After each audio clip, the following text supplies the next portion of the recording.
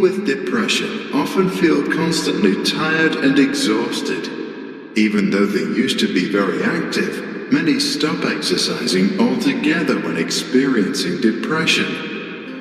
It is important to remember that inactivity feeds your tiredness, and together they start a spiral that is hard to break. During longer periods of inactivity, your body craves more and more rest, but what it really needs is to get moving. The high stress levels caused by depression and anxiety wears and tears on your brain and body, and exercise helps to reverse a lot of these effects. For example, the stress hormone cortisol automatically drops as a result of exercise, providing the necessary stress relief to activate your immune system and recover from the effects of depression-fueled stress. Humans used to be foragers that walked for miles to collect food. Today, people demand more from their minds but less from their bodies, which creates an unhealthy imbalance.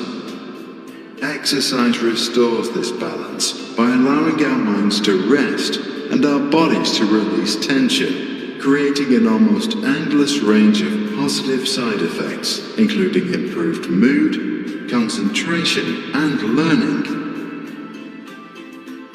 Exercise leads to increased availability of the same serotonin, dopamine, and norepinephrine neurotransmitters used in medication prescribed to battle depression, anxiety, and attention deficit disorders such as ADHD. But in contrast to many of these medications, exercise only has positive side effects.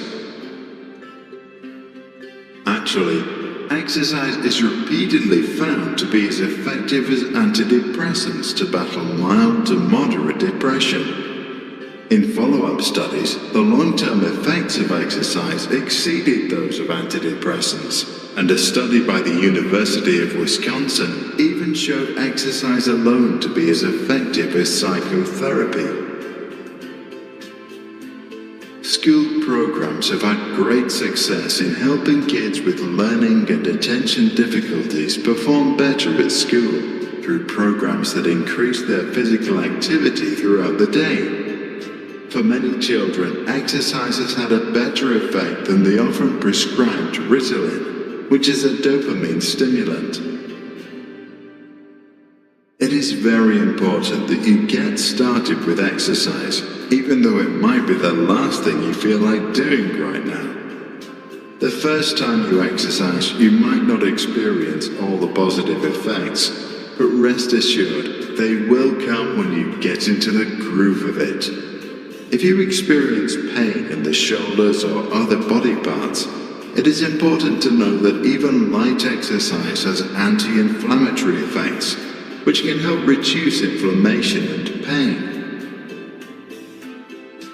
You can get the positive effects of exercise already from walking, a light jog, swimming, dancing, yoga, or riding a bike. An Ohio State study found that walking for 45 minutes at 60 to 70% of your maximum heart rate significantly reduces symptoms of depression. Your maximum heart rate is calculated by taking 222 minus your age. So let us help you put together a training program that gets you started today. Because it is important to start at a low pace and increase at a comfortable level, we have prepared a list of well-suited activities and exercise ideas for you. All you need to do is pick the one you like the most.